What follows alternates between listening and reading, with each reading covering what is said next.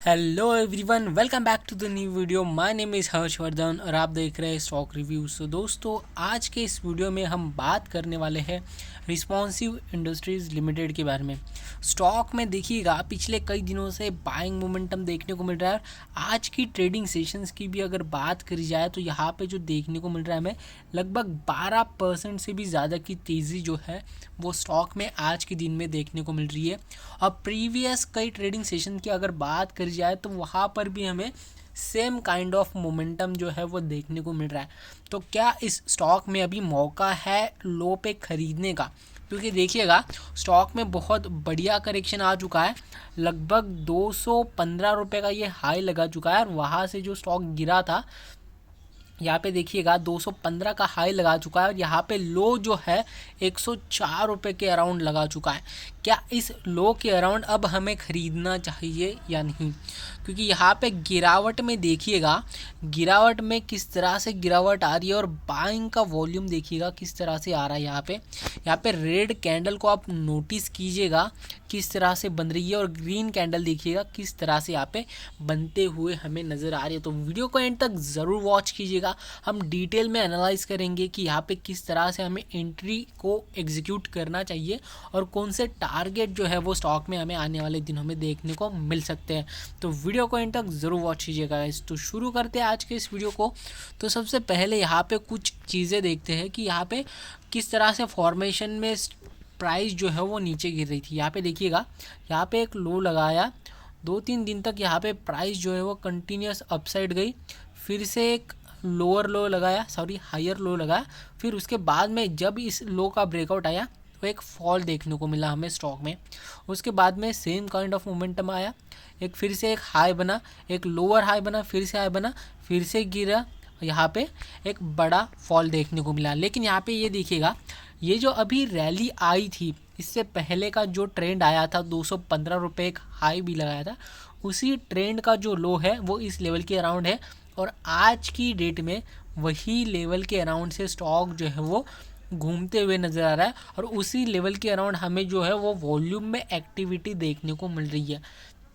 मतलब कि जहाँ से स्टॉक में डिमांड आई थी वहीं से एक बार फिर से स्टॉक में डिमांड आ रही है और वहीं से स्टॉक जो है वो अपसाइड जाने के लिए मोमेंटम करते हुए नज़र आ रहा है।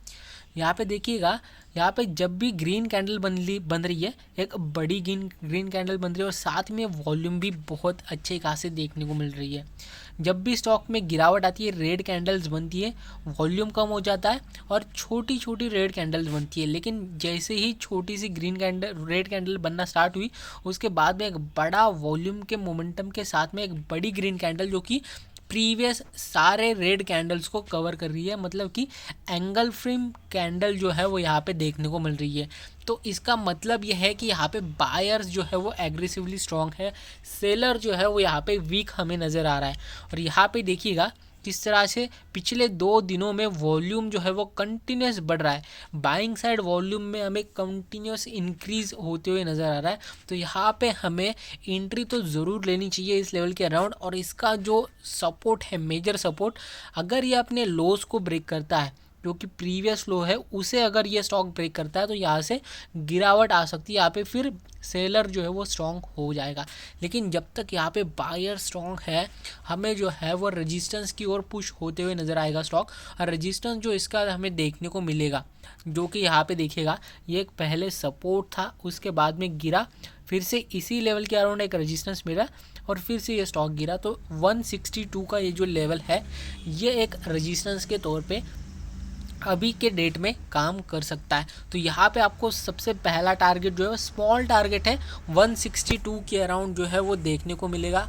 उसके बाद में देखिएगा गाइस, उसके बाद में अगर मैं टारगेट की बात करूँ तो यहाँ पे सबसे पहले जो ज़्यादा दिन स्टॉक ने 3-4 बार मल्टीपल टाइम टेस्ट किया है, 190 का ये जो लेवल है, बहुत बार यहाँ पे टेस्ट होते हुए नज़र आ रहा है और उसके बाद में ये लेवल जो है वहाँ से ब्रेक हुआ था। तो यहाँ पे अगर यह स्टॉक जाता है, एक बार रेजिस्टेंस लेके फिर इसे ब्रेक करता है, तो ये भी लेवल जो है वो ब्रेक होते हुए नज़र आएगा हमें रिस्पॉन्सिव इंडस्ट्री में।